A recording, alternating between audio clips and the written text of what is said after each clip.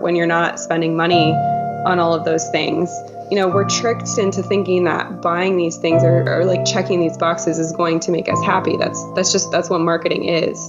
So when I realized that and kind of thought about it from like a more like meta analytical standpoint, it was so easy to just step away from that kind of mindset.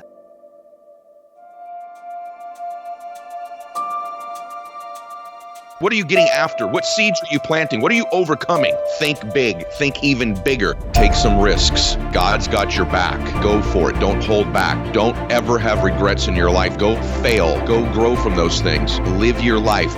Your identity is not defined by your successes or your failures. If you're not happy where you're at, you won't be happy where you're going. Choose to do the things that will make you the person you want to be, that will make you a better person next week and next year. You're going to have to leave some things you're actually good at behind so that you can find what you're wired for, what you're born for. Being a world-class entrepreneur is being in every area of life excellent. It is the little things that are so easy not to do. The best thing that you can do is assume the best in people. I want people around the world to believe they can do something great with their life. If I build the biggest business, but I destroy my physical body and I lose my health, I don't think that's success. While you're on the journey climbing to success, never forget the things that matter most.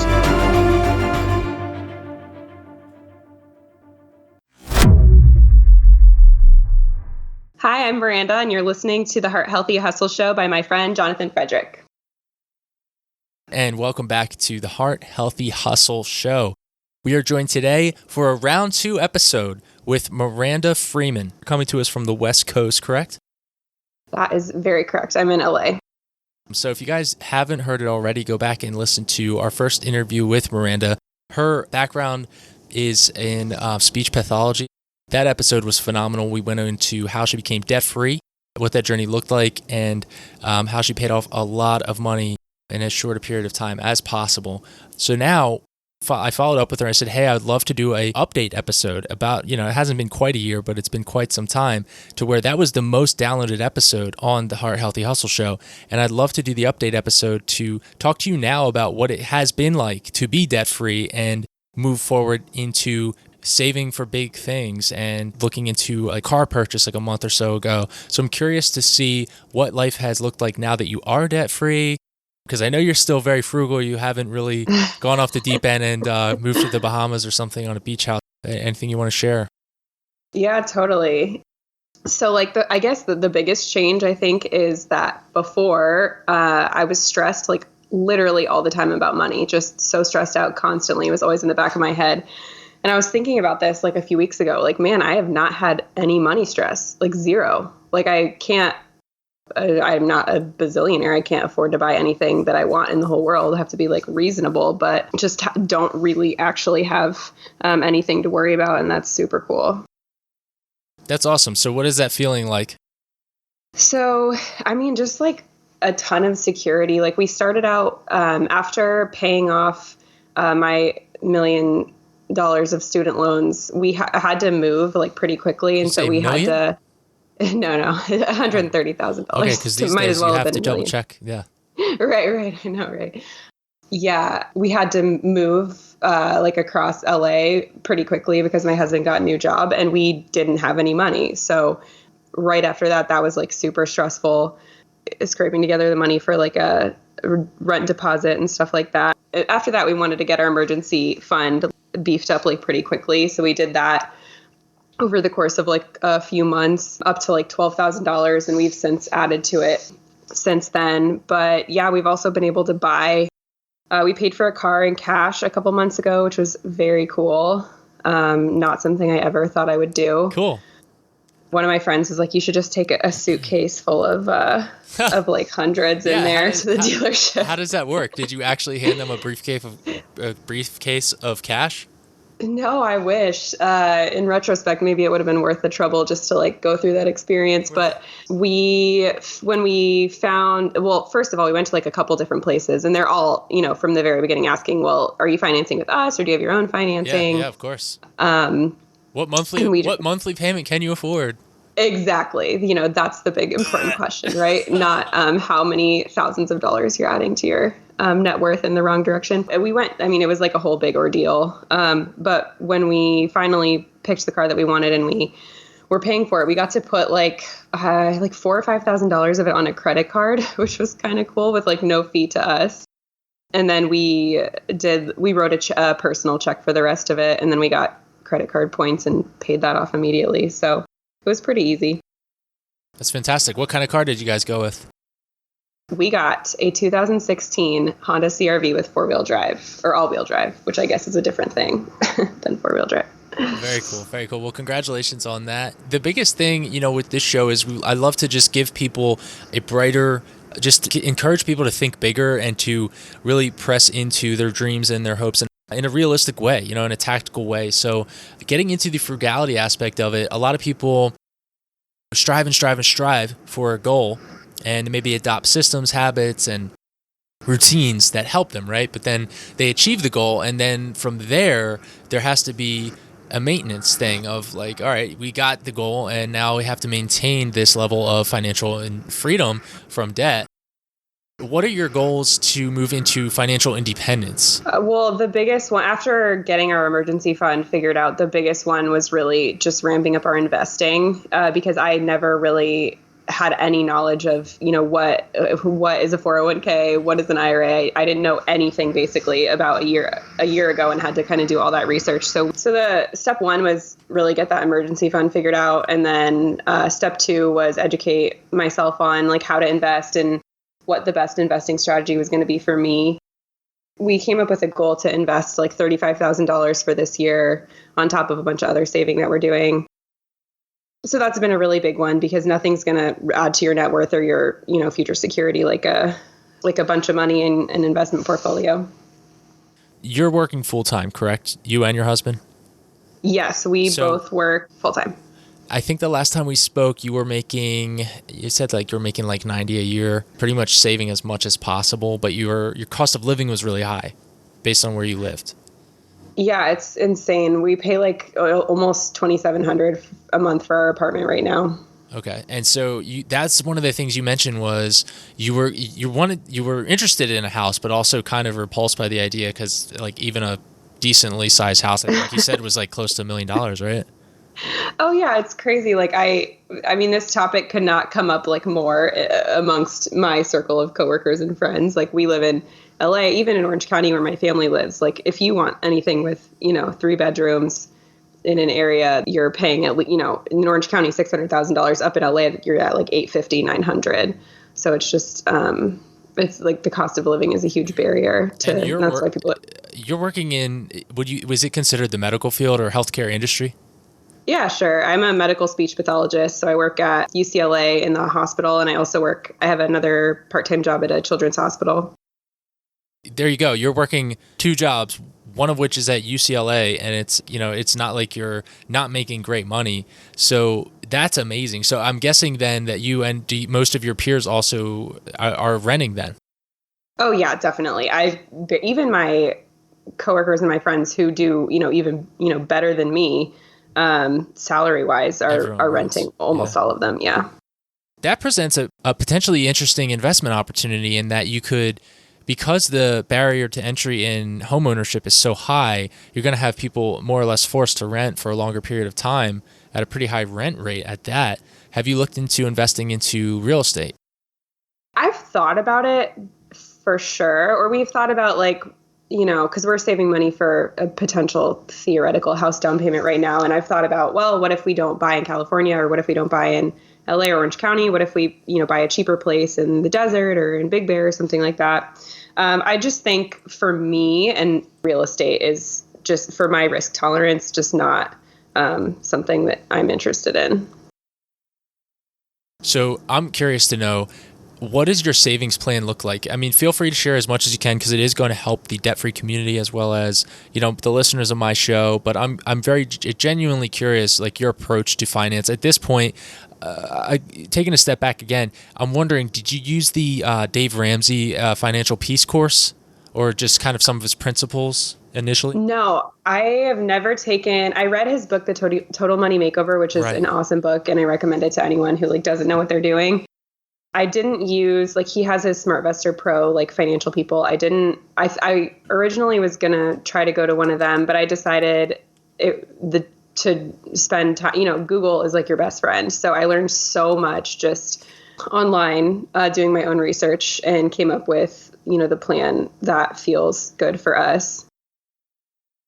Oh, by the way, since we last spoke, I've been doing a lot better financially. So I can't remember the month that we did our interview, but it might honestly be like, I think it was at the end of January. This could literally be the anniversary. I don't even know. Man, unreal. 365 days since the last interview. Perfect timing. I think you're more or less, it may have been mid-January, because I remember right around mid-January of last year, I started meeting with my financial mentor, who is a successful business owner.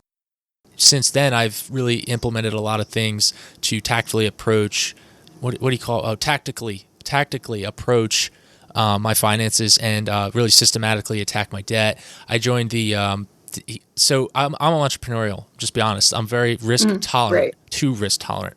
So I did the math with him. We sat down and said, okay, here's where one of your investments went bad, and this is how much money it's going to cost you in terms of your current income. And we calculated it as a per month mistake. So it ended up being like a 3 to 6 month mistake to get it paid off. And that was at that time. Now, last year, I was talking to him and I said, he's like, you can still take a position in entrepreneurship and work full time. The reason that line changed my life first and foremost, but then the reason he was saying that was because I was so scared to work full time. I was a contracted employee at the time, and I was doing all this other stuff with the internet. And I was so scared to work full time because I just didn't want my schedule throttled. I didn't want to be controlled and micromanaged and this, that, and the third. And thankfully, it hasn't been the case. It's been a wonderful experience for me. I've learned more than ever. I'm working in corporate America while simultaneously doing all this other stuff. Really kind of pushes you and makes you see how bad you really want to succeed. How bad do you want to succeed at what you're serving people with? It makes it that much more challenging and more exciting. So I met with him, right? And he's like, you should join Dave Ramsey's course and go through it because you're pretty... So I did that. I went through most of the course and it was really helpful. I don't religiously follow Dave Ramsey, but I was definitely helped by that course big time. And I have been using EveryDollar, which is free. Oh, I love EveryDollar. Do you use that for budgeting? I use it every day, 100 times a day. It's my favorite app, and it is one of the things that helps me stick to my budget so well. That is fantastic. So I've been doing the same thing. I've been using EveryDollar and Financial Peace University. Once you sign up for a course, you get the book, and then it makes you add up all your debt, all your least to greatest amounts of debt, what type of debt, how much are your payments per month, here's how much you owe, actual debt, here's how much per month your minimum payments will be, how much can you afford to put onto your lowest credit card debt or whatever the worst debt is. So I've been using the Snowball Effect, and here's what I found. Yesterday, I paid off a credit card. That was a really good feeling. And I'm on track to pay off another one by the end of this month. And on top of that, I'm just on track with the debt-free journey, and I'm really pumped about it. I'm able to afford to put more towards the debt. So the Snowball Effect, what's so incredible about it, which to have a small debt and then attack that one, pay it off, and then you have the next one that's bigger debt and you pay that. The reason that the snowball is so powerful is because once you're done paying off the payments for one card or one debt, all the money that you're putting towards that then is added on top of whatever you're paying minimum on the next debt. And therefore it's expedited and it gets faster and faster. So that's really where that concept I didn't understand it until I was just about to pay off that card. And when it happened, I was like, now I see why this is so exciting. And so I've been for the last probably, I would say 9 months, not, and this is why I want to get into this with you is because not super strict on the budget, but really living right around 46% of my, any income is, all of it is assigned to paying down and off debt, not building more debt, of course, as right. Being a big key to that. But you mentioned you're on EveryDollar a lot each day, right? Oh, so yeah. I'll be honest, I'm the kind of person, I'm on there like maybe 4 to 10 times a month at the most, probably closer to like an hour to 3 hours on like one weekend. Like today I spent like an hour and a half on there prepping February and kind of polishing some things. Are you going like extremely detailed? And if so, how can people who do have a budget improve their skills? Because this is a topic that is so helpful. And this is what I found. I'd love to hear your take on this. Budgeting is actually incredibly freeing, especially for people who aren't risk tolerant. And if you are risk tolerant, it's freeing in the sense that you don't have to have that nagging thought in the back of your mind, oh, if I spend this, am I going to be okay? And you're like, oh, in the moment, you're like, I don't care, it'll work out. But you need to know, and it would be so freeing, right? Because now I have a certain amount of money set aside on an additional free card with no payments. It's not a credit card, it's like a debit account called Chime. And it literally will let me, part of my check gets direct deposited there, and then I just use that for monthly fun stuff. Like I have a certain amount each month that I put on that debit card, and I can only use that card for, which I have to maintain the strictness with. So I need to hear you talk about this more. How does your process look?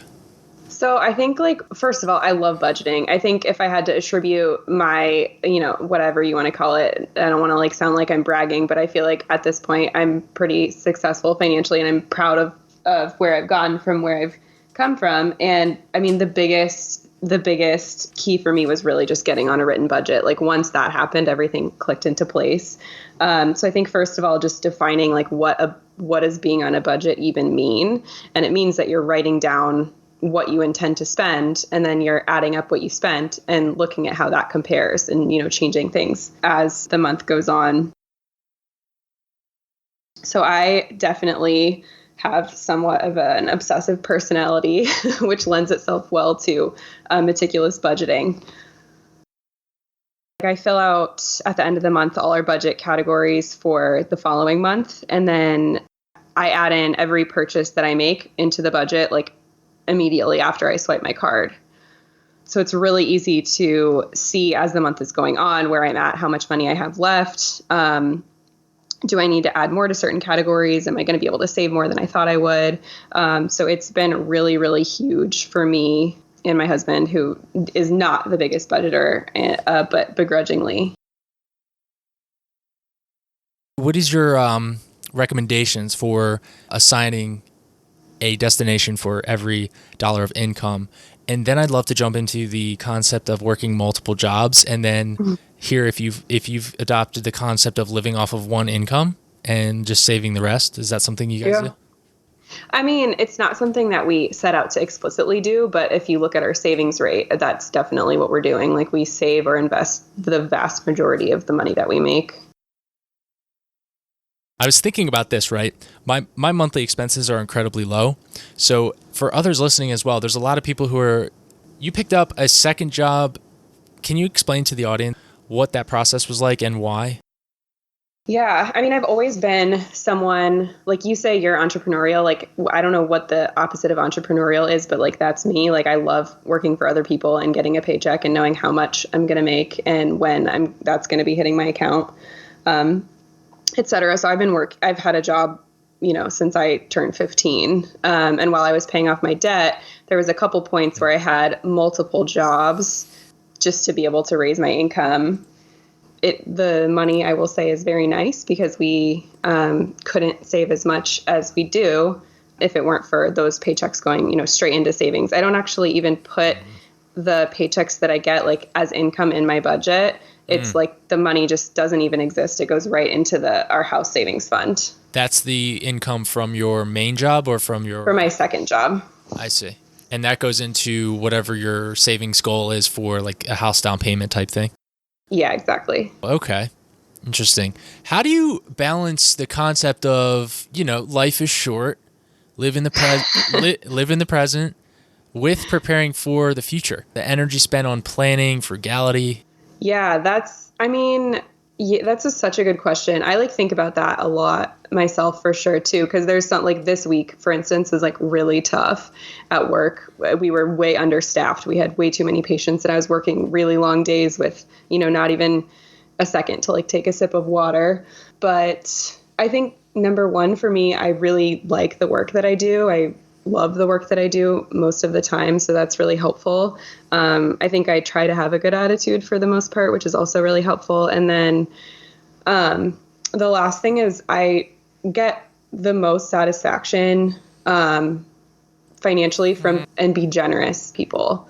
It's not really about me and like, being a millionaire someday or whatever. It's like, what can I leave my kids? What can I do for my parents? What can I do for my sister, my in-laws? So that helps put things into perspective too. Okay, so I want to jump into how is having peers on the same path helped you to stay vigilant? It's definitely motivating. I mean, in real life, nobody's cheering for you for bringing your like old rice and tofu to lunch online in the, hashtag debt-free community. Yeah. That kind of thing is celebrated so much more. But like you said, I mean, I'm someone who doesn't really need that like extrinsic motivation, I guess. Like I could do this completely by myself, no problem. But it has let me like connect with a lot of other people who are in positions that I've been in that have been really tough.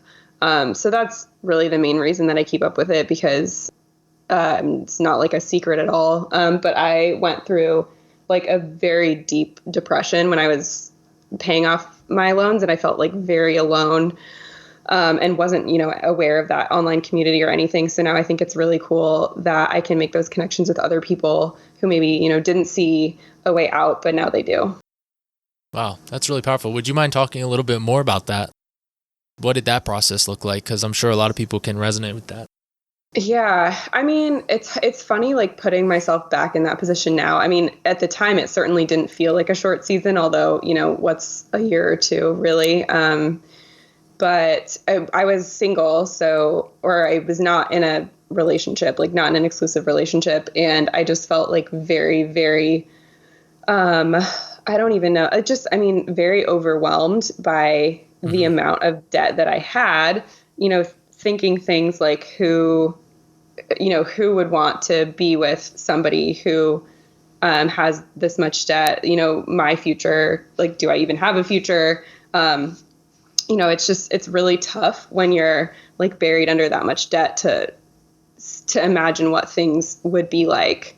And it's also easy to be upset with yourself, because I'm the one who got myself into that situation to begin with. I didn't have to go to graduate school and pay that much for my education, but that was my choice. So, I think I might have had a better, more visceral answer if we were talking like 2 years ago, but that's my best memory at the moment.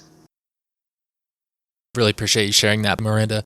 I know quite a few of my friends listening would definitely resonate with that piece, in that there are a lot of single people who are kind of dealing with similar questions, especially I'm not saying just women, but I mean, guys, I guess would too, but a lot of my friends who are women are single dealing with that same question. And I think it's something that is really unfortunate, because like for you ended up getting married and it's only been a couple years, everything worked out. So do you have any encouraging words for that listener?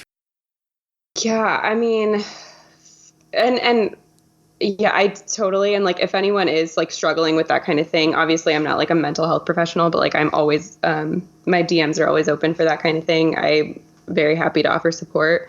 My husband, we actually met like, that we dated back in college, and then we broke up for a couple years, and that's the time period that I'm talking about. So funny enough, he never really stopped, wanting to be with me, which I thought was crazy. And something must have been wrong with him, because again, like who would want to chain themselves up to $130,000 in student loans? But anyway, the other thing is too, it's like your financial situation is not who you are. It feels like that sometimes, but you can be a really wonderful person. Say that again. I love that. Your financial situation is not who you are. Yes. Awesome. And it can feel that way sometimes when you're overwhelmed. But whether or not it was a result of, bad luck or bad decisions, or whatever, I think you have to separate yourself from, that too. I'm not a better person now that my net worth is higher, and I wasn't a worse person back then. Maybe a little worse. Just kidding. Maybe. Oh man. No, that's powerful stuff. And that's the truth. At the end of the day, this is really just, it's important to remember what actually matters. And the whole goal and reason for myself and becoming debt free is really to just adopt a healthy lifestyle. What that will perpetuate through life is something that I value and something that I know a lot of people desire. So it's something that you want to make sure that you're taking the proactive steps to really achieve it. And Miranda, you've done it and you're doing it now. It's a good thing to learn from people who have gone before you. I'd love to hear your take on this. I've been rooting out the consumer mindset from our upbringing. It's trained into our system. We're conditioned, right, to want to buy stuff and spend our income and, keep the economy running. The Super Bowl, I saw a funny meme, I think it was today, and it was like, I'm going to watch the Super Bowl so that I help corporate America go round or something, because of the commercials and stuff, right? I found it really interesting. With personal branding, it is something that does elevate your brand to spend money. So, for example, not that many people would care if you have a nice vehicle, for example. You're more likely to have social proof or moral authority to where someone will say, oh, I like that car. I want to have that car. He already has it or she already has it. I want to listen to what they say. You've seen this a lot with even something that's like $130,000 or like $70,000 car that's really nice. And my point is, I'm finding myself wanting to justify purchases now as a tool to leverage my personal brand and be like, hey, look, I've achieved this level of success. And I'm not talking about like over leveraging or anything like that, but it is kind of a temptation. Like you'll hear people online will talk about like, hey, like I afford to. Have you heard of Graham Stephan, for example? It sounds familiar, but I'm not sure. Well, he does a lot of personal financing. And oh, by the way, have you checked out the CNBC videos on CNBC Make It? You'll love these series. It's how to live in a certain city on this much annual income. So man, bookmarking that right now. Yeah, it's so entertaining. You'll have entrepreneurs making like $200K. There's like, people working for the city making like $90K in DC, and here's how they live and what their costs and their budget. And they literally show their budget, and it is incredibly fun to watch because you're like, oh, okay, cool. Like, this is how much this person makes. This is how they live, and it's really motivating because most of them are really going hard. One guy had multiple real estate properties, a side business, a full-on landscaping side business that was basically being run by his brother, but he was also cutting grass still. I was like, how in the world do you have time for any of this? Yeah, it really is something that, I don't know. I mean, the answer, it answers itself. It's not the right move, but I've noticed some of the stuff that's happened for me recently has started to come up. Like people are like laughing at me for my phone that I still use because it works fine and I don't need to upgrade to a new $1,000 phone. Mm-hmm. And I have an older car, and I'm not ashamed of them because I know where I'm going. You know what I'm saying? So it's really, I am hopeful that these vehicles will maintain themselves long enough to help me kind of hack my cost of living for as long as I need to, I love that too, because so we have, whatever, our nicer car is like a 2016 Honda CR-V. It's not like we're driving Maseratis, but like I still drive around my 2007 Honda, and I love that car, and it's old and the paint is peeling a little bit, but it's the best way. Like if someone sees my car and is going to judge me for that, like bye. It's such an easy way for me to like not have time for you. And like, you can't please everybody. So if me driving that car, or having that phone, or wearing t-shirts from Target that I do literally every day of my life, like is going to not impress you, then we don't need to be friends. Oh, exactly. And for me, it's almost more of like it's almost like a point of like bragging, in the sense of I'm so okay with it that I'm actually hoping that the things I am using are older than what I would not like. I like the fact that I'm using older things that still function. Yeah, and you mentioned consumerism too. Like that was, again, this is just what worked for me. Becoming a minimalist was like a really big part of me getting my finances under control. Highly recommend. Have you seen the Minimalism documentary? I think it's just called Minimalism. True spirit of minimalism. Yeah, I don't think I watched that. It's honestly so good. Like, I recommend more than anything. That documentary is so amazing. And it just kind of goes into how the marketing and the way that our culture is, like, makes us think these things are going to be happy, makes us think that these things are going to make us better people. And the truth is they're completely not. And when you let go of that, which is very hard to do completely, but as much as you can, it's been so helpful for me. I mean, I don't spend money on clothing. I don't spend, like, I could easily afford to get a new car. Not interested. We live in a 675 square foot apartment, and that is more than enough space for us right now. So for me, at least, the rejection of consumerism and the financial security that I have are, like, so closely intertwined. And I love that point. That's such a good point, Miranda, because many people are pushing themselves to live at a level of mental anxiety that may be hidden behind closed doors to everyone else around them, just so they can maintain a certain appearance or level of what they think is expected of them. Like, they need to be driving this car because they're working this job in this city and live in this type of house. It's the dumbest. It's really sad. And I don't judge people for thinking that way, but it is so true. If you can genuinely detach from, it's not like validation's never going to stop feeling socially nice. But if you can detach from materialism for validation, that's a huge thing. And not only validation, but also, like you're saying here, about you don't need these things. They're actually not necessarily going to, like, there is novelty involved. That's fun. But then, even a new car, 6 months, like 9 months, if you got a sports car, maybe, 9 months down the line, the novelty may wear off. How much of the day is actually, how much time is actually spent driving. So I really think minimalism is an interesting concept that I have actually adopted myself. I've lived in very small places to keep my cost of living low. When I moved to the Research Triangle in North Carolina, and I've leveraged, like, house hacking, which is where you live with a bunch of roommates. I'm looking for a property where I can be the owner of the house and have, like, 4 to 5 roommates, just have my cost of living expense paid, and therefore I can have that much more saved towards my goals each month.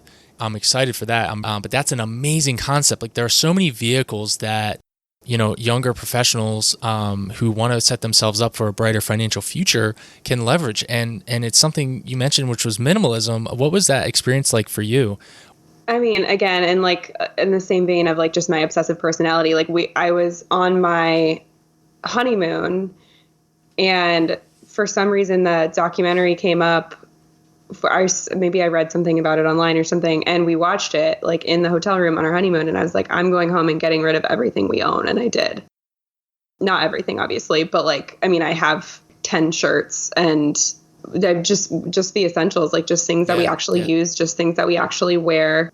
And number one, it's so nice because you don't have to clean. I mean, besides, like, dusting and the floor and stuff like that, like, you don't have to clean things up because you don't have stuff to clean. Mm-hmm. And then number two, it's just so much cheaper when you're not spending money on all of those things. We're tricked into thinking that buying these things or like checking these boxes is going to make us happy. That's what marketing is. So when I realized that and kind of thought about it from, like, a more, like, meta analytical standpoint, it was so easy to just step away from that kind of mindset. Yeah. Each year, I love to purge some things that I'm not using.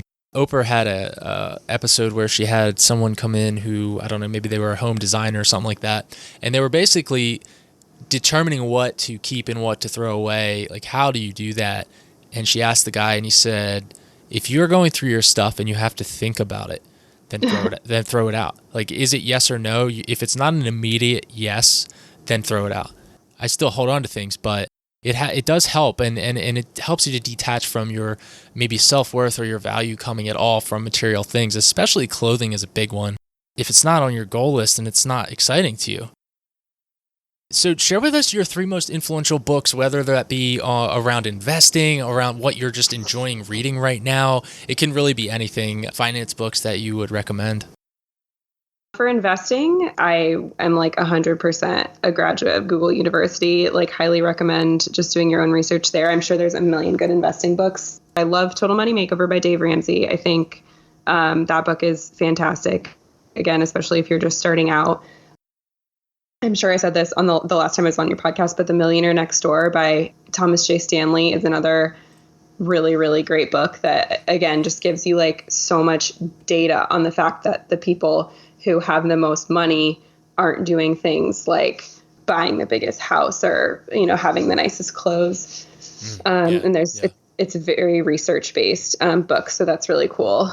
And then I mostly read fiction, so I'm going to tell you that on the fiction side, Lying in Wait by Liz Nugent like punched me in the face when I read it like 6 months ago. And I read a lot. I read all the time. Like, I've read 6 books already this month, and or not in February, but in 2020, I've read 6 books so far, and that book is absolutely fantastic, and I think will be a classic. In February, I've read 6 books today. It's been a busy day. Yeah, really. That's cool. So, okay, very cool. What are some tools that you use to stay organized and to maintain a base level of sanity through working 2 jobs, essentially being newlyweds, and you're both working? So what are some things that you do to make sure you're getting to sleep on time, maintaining, like, still occasionally having a good time with maybe that'd be coworkers or friends, and also really just being present mentally while you're working both these jobs? Well, if you find a way that I can reliably get to sleep on time, like, please let me know anytime, day or night. Shoot me a text, because that's my biggest flaw. But I mean, especially with like the 2 jobs and just like making sure I'm fulfilling all my personal stuff, I use my calendar religiously. So anything I have, literally anything I have coming up, whether it was, this interview with you or meeting a friend for coffee, like whatever, it goes in my calendar. And I check that at the beginning of every week. Do you use a handwritten calendar, or do you use a phone app, something like that? No, I just use the calendar app on my iPhone. It's, super basic, and that's all I need.